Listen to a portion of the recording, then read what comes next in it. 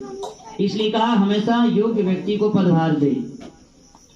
जो आचार्य कहा है, आचार्य जो पद है, ये आचार्य शब्द में बहुत सारे इसमें अभिप्राय छुपे हुए हैं कि आचारम ग्रहयति गृह्णाति इति आचार्य, जो आचरण ग्रहण करवाता उसे आचार्य कहा है।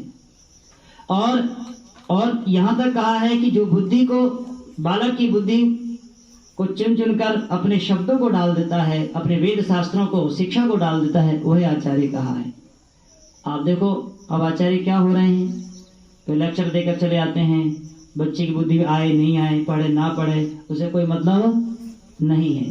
तो बच्चा कैसे शिक्षित होगा, कैसे वो समझदार होगा, कैसे विद्वान होगा, वो कैसे आगे परिवार के भार को संभालेगा वो। ये सब कारण अयोग्य व्यक्ति को पदभार देने के कारण ये सब काम होते समाज में। इसलिए कहा उस व्यक्ति पर परीक्षा करी जाए, ये राजा बनने के योग्य है नहीं, ये पिता बनने के योग्य है या नहीं। आज तो बस वो शादी विवाह कर माता पिता सोचा गंगा नहाना जल्दी से नहा लेते हैं, बस बड़ा हो जाए और उसका जोड़े बांधो, तो पत्नी आएगी, पत्नी सुधार देगी इसको, तो क्योंकि माता पिता से मानता नहीं है, हाँ पत्नी ठीक करेगी।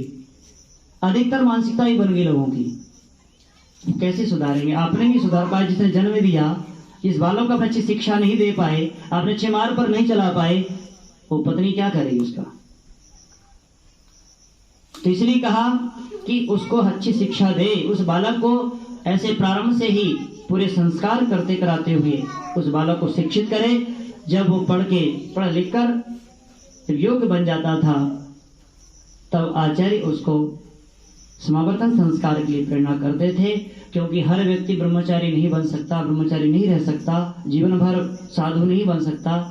तो वहाँ ये अभी जो ब्रह्मचारी गुरुकुल पढ़ रहे हैं, कई बार लोग मानसिकता है कि गुरुकुल में तो साधु ही बनाते हैं, वहाँ तो चाहे गृहस्थ आश्रम में नहीं जाने देते होंगे, ऐसी प्रेरणा अपने कौन सा मंत्र आचार्य लोग दे देते हो, जाते ही नहीं है। हम तो किसी को रोकते ही नहीं है, हमारे गुरुजी ने हमें नहीं कहा था, हमारी स्वयं इच्छा जागी कि हमें इसी मार्ग में रहकर समाज राष्ट्र कल्याण करना है। आपने ऐसे आचार्य जब गुरुकुल चलाते हैं तो बहुत समस्या जाती है, लोग कहते हैं कि गुरुकुल कैसे चला पाएंगे, कैसे आगे बढ़ेंगे और क्या ये निर्माण कर पाएंगे बच्चों का। आज समाज में बिल्कुल आधुनिकता की ओर लोग दौड़ रहे हैं। हर माता पिता अपने बच्चों को इंजीनियर बनाना चाहता है, हर माता अपने बच्चों को कलेक्टर बनाना चाहता है। कैसे गुरुकुल चलेंगे, कौन पढ़ने आएगा, ये सारी बातें समाज में चलती है। ऐसी बातें पहले आचार्य चाणक्य के समय चलती थी, उनको भी कहा करते थे, उनका संकल्प था कि मैं अखंड भारत का निर्माण करूंगा। आचार्य चाणक्य का संकल्प था कि भारत जो खंड खंड हो रहा है, उस भारत को पुनः मैं जोड़ूंगा। तो लोग कहते थे कि आप कैसे करोगे, आप अखंड भारत का निर्माण कैसे करोगे, आप स्वप्न देख रहे अखंड भारत का निर्माण करने का। ना मेरे पास, चाणक्य कहते ना मेरे पास धन है, ना मेरे पास राज्य है, ना प्रजा मेरे पास है, मैं अपने दृढ़ संकल्प की वजह से, दृढ़ संकल्प से अपने अखंड भारत निर्माण करके दिखाऊंगा, ये चाणक्य ने कहा था। और यहां तक आचार्य की जो गरिमा थी, पहले जो आचार्य हुआ करते थे, एक बार धनानंद की सभा लगी हुई थी, वहां आचार्य चाणक्य भी पहुंचे थे और बहुत सारे ऐसे उल्टे सीधे प्रश्न उत्तर होने लगे। तो चाणक्य जी उस सभा से उठकर जाने लगे। तो धनानंद कहते हैं कि ब्राह्मण तुझे भिक्षा नहीं चाहिए, तुझे धन नहीं चाहिए क्या। तो चाणक्य जी कहते हैं धनानंद, जब तक मेरे ज्ञान में सामर्थ्य रहा ना, तेरे जैसे राजा को मैं कई निर्माण कर लूंगा।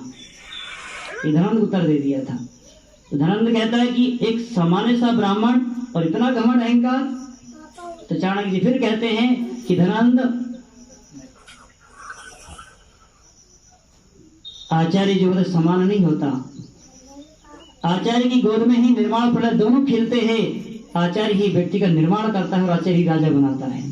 जब तक मेरे ज्ञान में सामर्थ्य रहेगा तो मैं तेरे से पालने वालों का कई निर्माण कर दूंगा।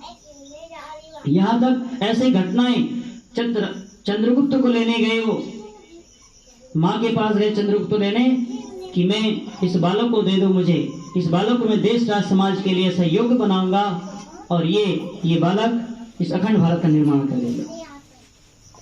तो जब माँ के पास जाते हैं, माँ कहते मुझे ये बालक दे दो, तो माँ कहती है कि आपका अधिकार कैसा इस बालक को मांगने का, मैंने पाला है, मैंने जन्म दिया है, मैंने इसको पाल के बड़ा किया है, आप कैसे मांग रहे हैं।